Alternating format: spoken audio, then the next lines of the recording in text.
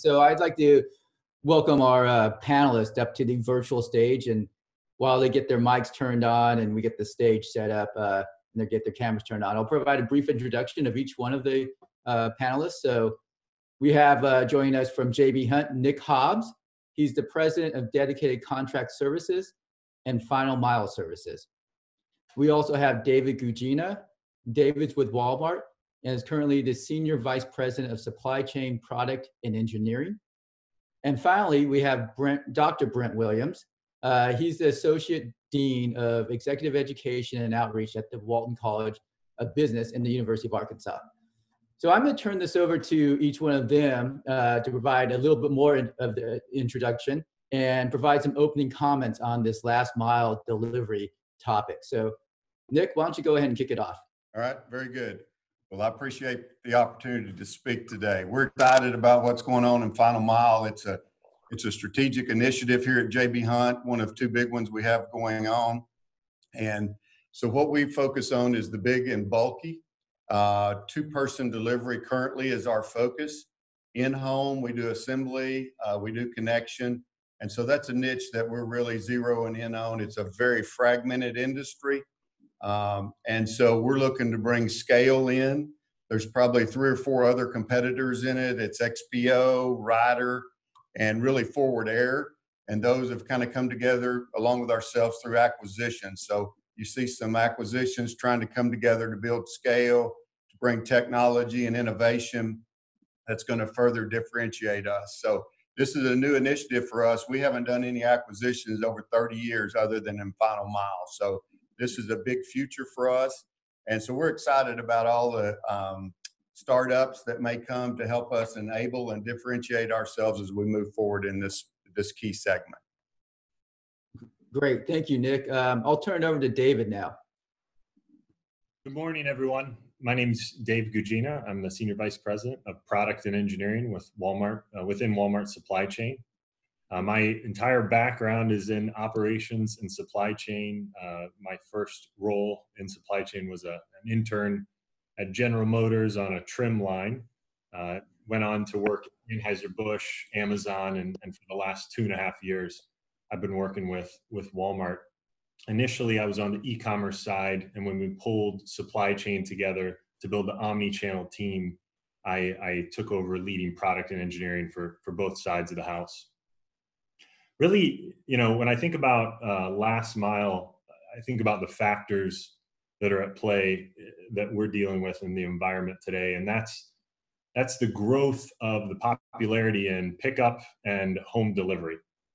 The evolving customer preferences for, getting things more quickly to their doorstep or into the back of their vehicle without having to necessarily go into a store, wanting more selection, and wanting to interact with us in a more digital manner. And I think another key factor at play is just the advancement within technology. So Nick mentioned the startups that we work with through Plug and Play, but there's just so much technology and advancements that we're seeing, and it's an incredibly exciting space to be in at this time as all 3 of these things converge around the popularity of shopping through digital, the evolving preferences in customers, and technology. So really excited to talk with you all today about those things. All right. Thank you, Dave, for those opening remarks. And last but certainly not least, I'll turn it over to Dr. Williams. Thank you, Greg. And certainly my pleasure to be here with you today. As Greg said, I'm one of the associate deans in the Sam M. Walton College of Business, but also a professor in supply chain management, and particularly excited about Final Mile, really from a research standpoint. It's certainly a wide open field for us as researchers. I've done a little bit of research in this area, but I really think as new scholars are emerging in our field, this is a place where they're going to find that there's lots of unanswered questions and lots of ways that research can actually help practice and help advance practice. And that's what I'm so excited about. So thank you, Greg. Great. Thank you for those opening remarks to our panelists. So And just a reminder to the audience, you can participate in this panel too. You can ask questions through the Q&A part of the Zoom app. Feel free to fire questions away at us, and I'll ask as many as I can to our panelists. So to kick it off, I want to start off with you, Nick. And as you mentioned in your opening, you're focused on growing your final mile services. And I know these are different from some of the core services that J.B. Hunt traditionally provides. Can you talk to us about some of the innovation you've had to implement as you've had to transport product to the end consumer versus the traditional brick and mortar model, which would take it to a distribution center or a retail outlet? Yeah, well, most recently, to start with the most recent, because of COVID, we had to quickly adapt, and we wanted to do touchless deliveries, PODs that you didn't have to touch. So previously, you had to sign the app, and so a lot of customers didn't want to touch our app. So we had to pivot real quick and just on the spot through an app, be able to get touchless so that we could email it quickly to their end consumer. So we had to do a lot of programming and a lot of technology to go back to our customer, but to the end consumer and make those connections to do that. So we did that in about a 3-week period real quick. So that was a huge success if you think about during COVID of how to go in the house and maintain your space with PPE and still do that. So that's one thing. The other things that we've done is really optimization and juggling the price and the time that the consumer wants it. So everybody wants it at 8 a.m., but that's very expensive if everybody gets a delivery at 8 a.m. But if you can optimize and figure out the trade-off of how do I incent someone to do the afternoon or early evening and optimize the less miles per stop. So optimization is really and we worked with the U of A on this, is really driving a lot of things and a lot of research from a consumer standpoint on if I give more flexibility, that's not as convenient for the end consumer, but it's much more efficient on the price. So each of our customers have a different trade-off. And so trying to drive innovation and giving options and predictions on that is a big focus of ours to give a great experience in home. Great. I'd love to get Brent's comments around the route optimization, because I know he's done some research, and you mentioned that, Nick, too, so you might have worked with Brent directly. So I'd love to get his comments around some of the research he's done around route optimization. Yeah, Greg, happy to comment on that. This is there's some work that I've done with colleagues at other universities.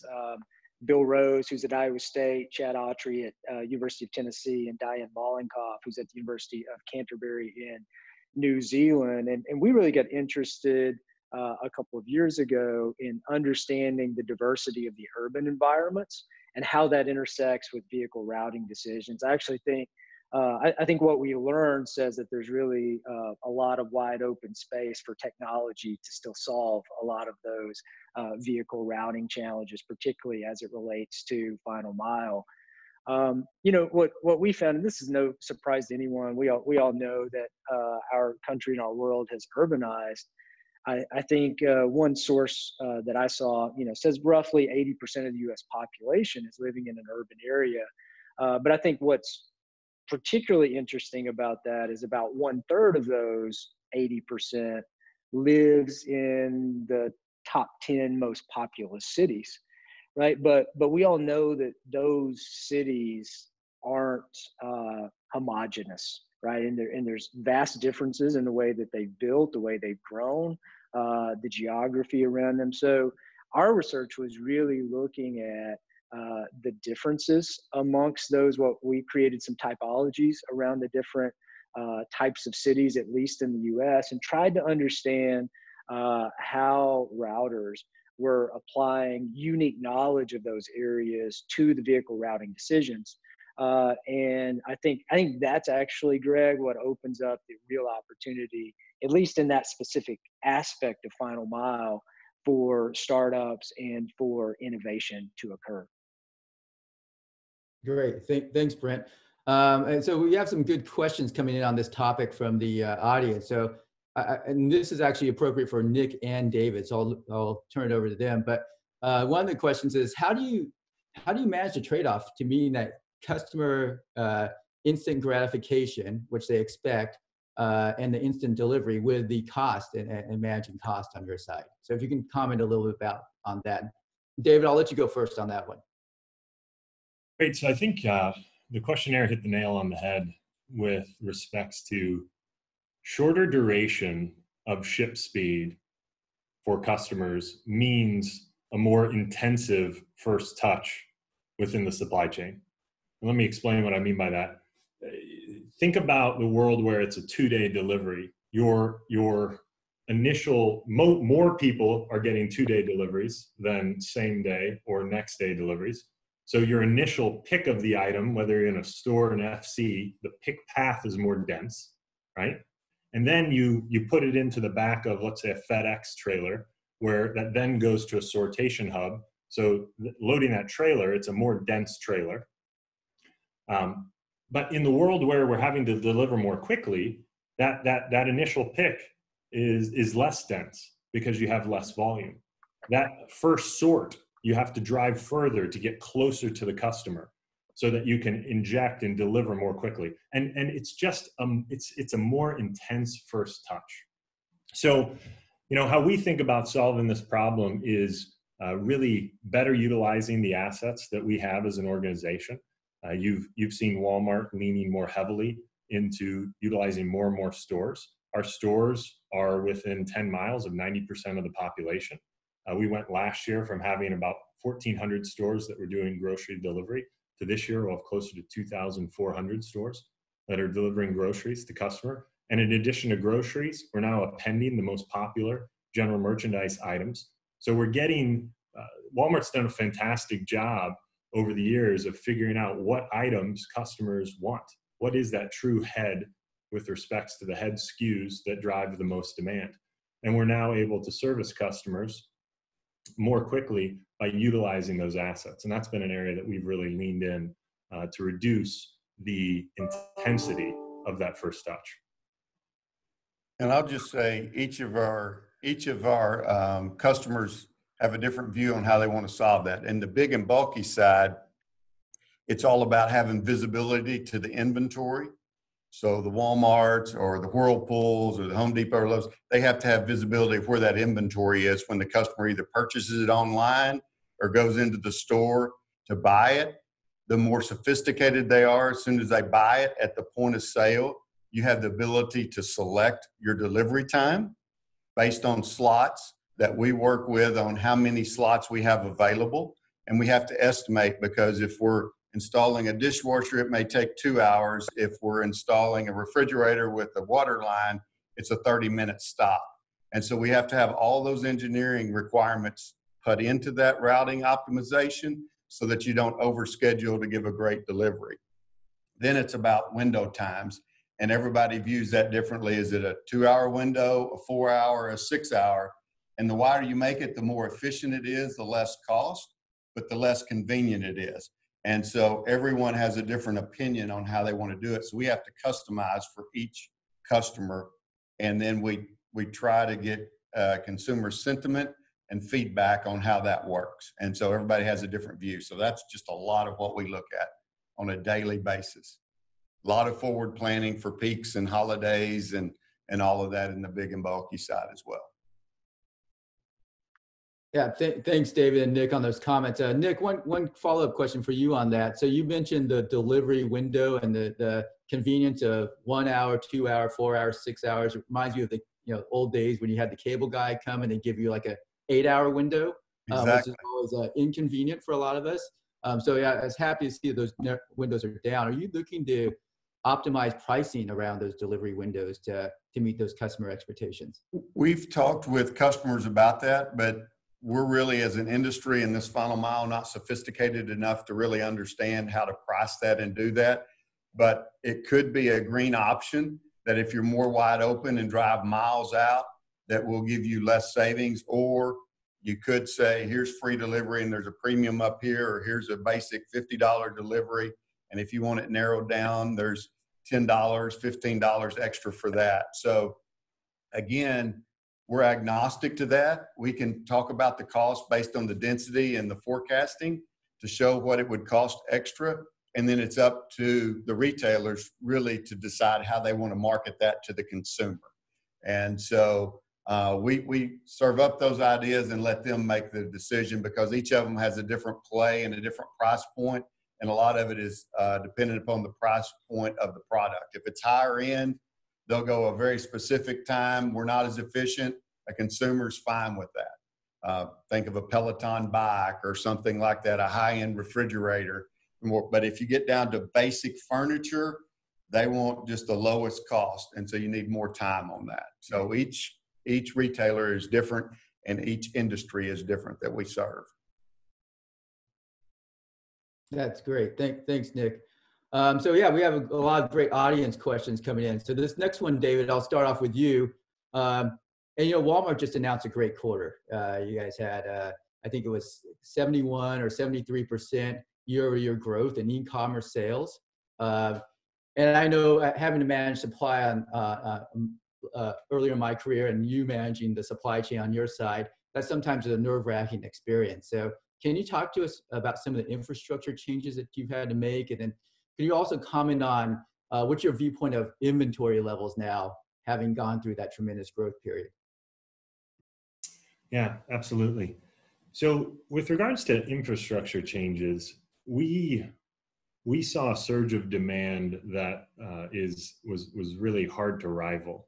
It was a sustained peak period, and it continues to sustain with respects to just customer demand for e-commerce deliveries. It was an incredible increase. It was 74% growth year over year, and we had to immediately figure out how do we increase our processing capacity so that we can keep our promise to our customers with respect to days to delivery, expected delivery date, in a window that is acceptable, an acceptable service level.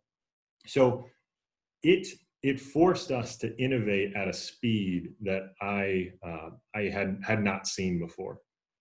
And it also made us think about how do we not only use fulfillment centers that service customers, how do we better utilize our DCs? How do we better utilize our stores? And how do we drive a truly intra-connected supply chain? And Greg, that's really going to be our focus moving forward as well. How do we think about harmonizing data between all of the different pieces of our supply chain so that we can continuously learn and optimize? This includes looking at our warehouse management systems, our labor management systems, our warehouse control systems, our transportation optimization. How do they work together to deliver a phenomenal customer experience?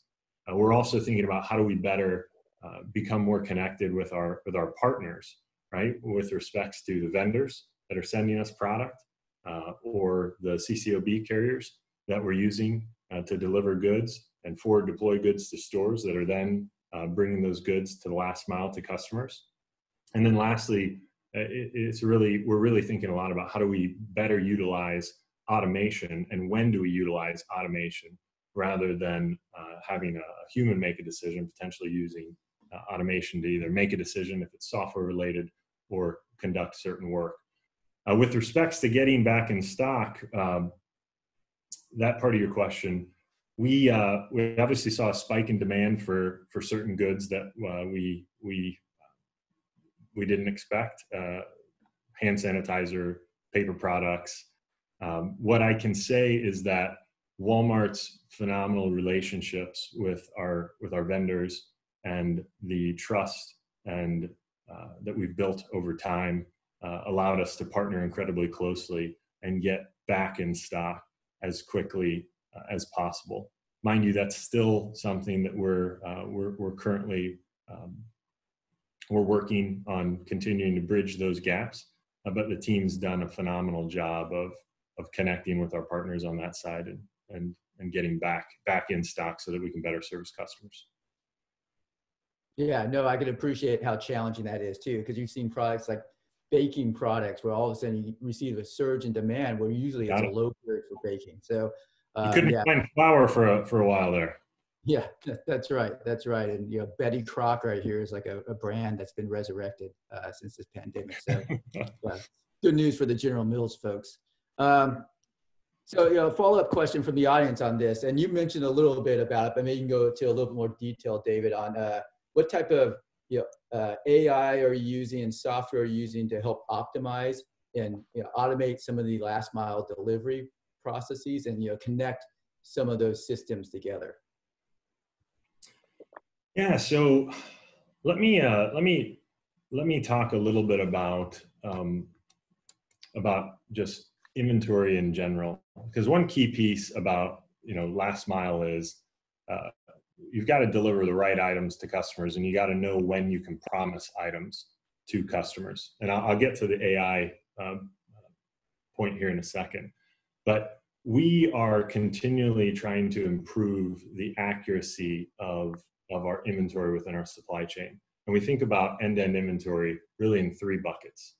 You've got your item data quality, right? And how accurate, that's the accuracy of all the attributes that matter to the business.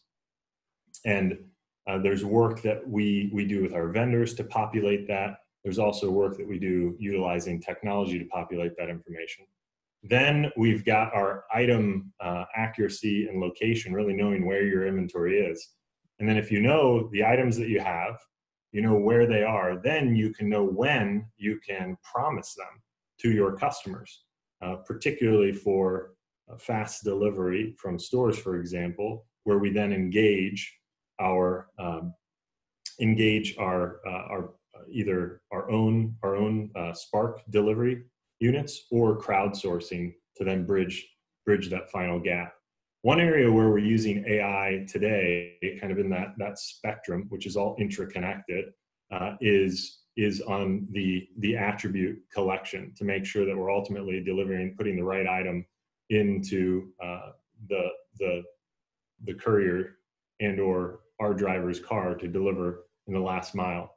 And we're partnering with a group of different companies that are making some really great advances in vision technology and utilizing deep learning to collect unstructured images and then give us data that's useful for us with respects to what type of item are we handling? Do we need to treat it differently because it's more fragile or it's a hazmat item? What's the size of the item? What's the weight of the item? Giving us 3D cloud point imaging so that we can package it better. But that's been a really interesting piece of work that I literally was just diving into earlier this week with the team and seeing a progress update on that. That we've got some really great partners in the AI space. Great. Thank you, David. Any follow-on comments on the AI space from Brent or Nick? No, we're I would say in this big and bulky space, we're still probably a year or two away. The density and the forecasting that we're really needing, AI on the consumer demand side is not quite sophisticated coming out of the stores. So we're really not using it in this side of the business. We use it a lot over in the digital freight marketplace. It's where we use a lot of the AI over there. But in our final mile, we do not use a lot. Great. Well, good news for you, Nick. A question just came in from the audience that's probably targeted more towards your business. And it's around the size of equipment you see the trend moving towards. Do you see it moving towards more smaller, nimble type equipment? Or do you see the trend, like, are you still going to try to drive those 53-footers everywhere and try to make them as efficient as possible? No, we run about 600 26-foot straight trucks in final mile. We run very few tractor trailers in final mile. But also we run roughly about 1,400 contractors that run 26-foot straight trucks. So that's the predominance of what we run in the big and bulky. But I do see that even going from there could be crowdsourcing for pickup trucks where we have one-off delivery. So you use the density for the 26-foot straight truck, and then you use crowdsourcing for the extra 1-2 pieces. Some of those things, or maybe to the more outlying area. So I think a combination it is the most efficient and best service is if we could do some crowdsourcing along with some just outside the network type stuff. So, but I think 26 is the right thing for big and bulky, because we can basically cube that out and get anywhere from 12 to 17 stops in there. Depends on what the product mix is in a day. And that's about what we can have in the big and bulky and get done. Depends on density and traffic, but that's a pretty close rule of thumb. Greg, if I could add off that, it's a great question. We're also looking deeply at the different class of vehicles that we utilize, depending on how we're going to service the customer. So, for example, for fast delivery, we found that crowdsourcing works very well, right? So you're talking about your class 1, your class 2, class 3 vehicles.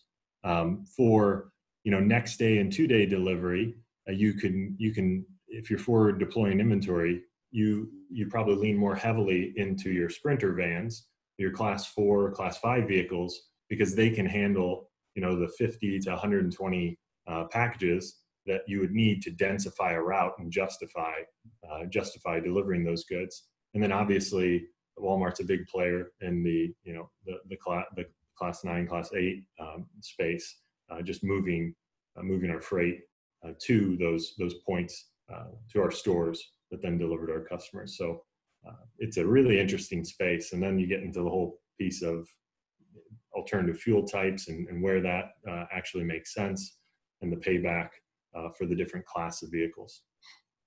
Sure. Yeah. And is there anything that you were looking at from a vehicle automation standpoint too? So autonomous vehicles in that space. Can you comment around that one?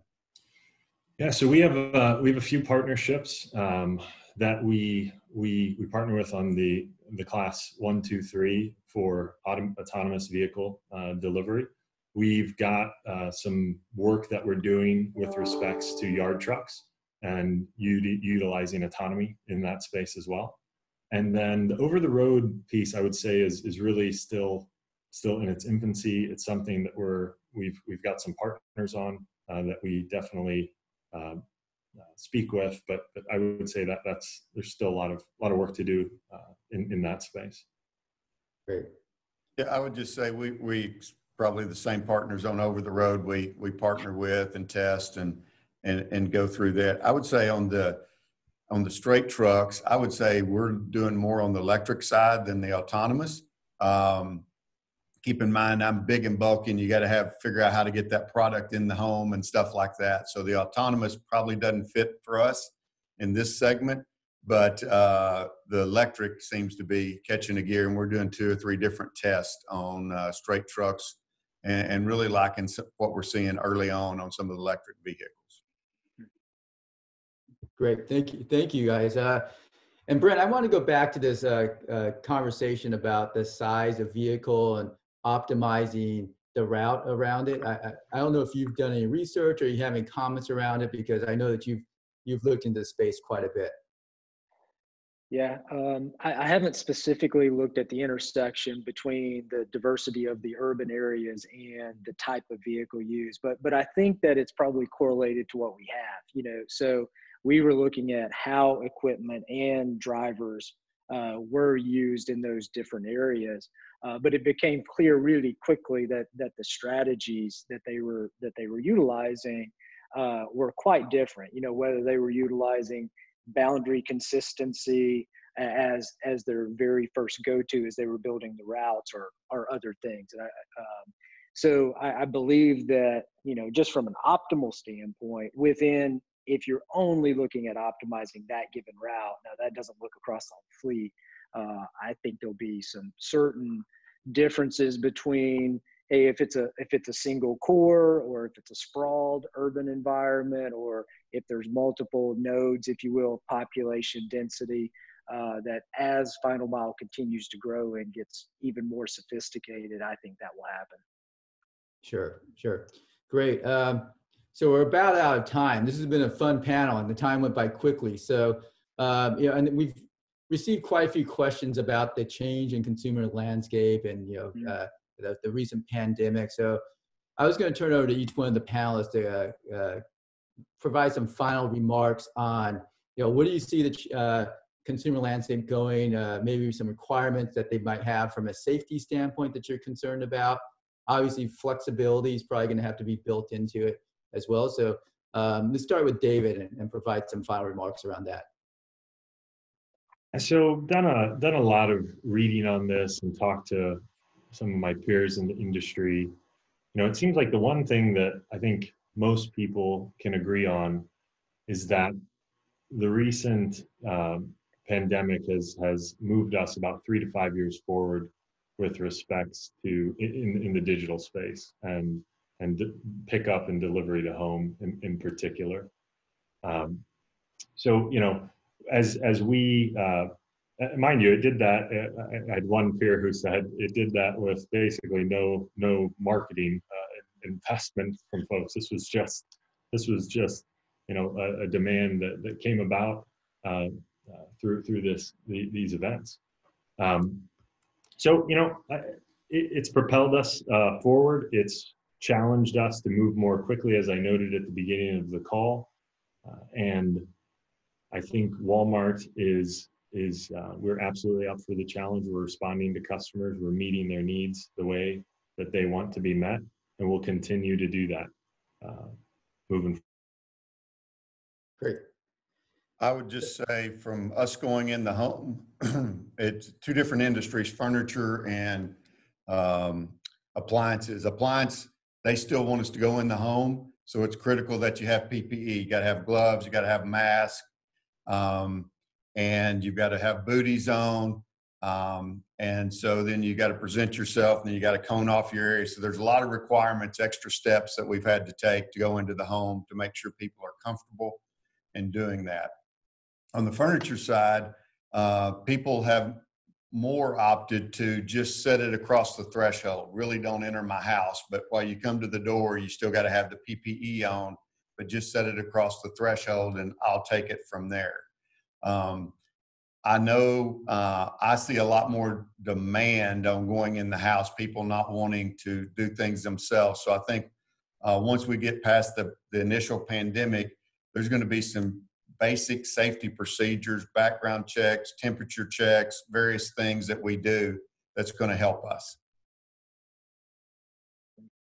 Yeah, and Greg, just maybe my thoughts really briefly, and these are really just what I'm thinking about for the future and the future of research in this particular area would be certainly, I think we could probably all agree that COVID will accelerate the trends in final mile. I wonder, one, will the consumer get more savvy around the trade-offs that we've already started talking about around price and service, which I think I'm hopeful of.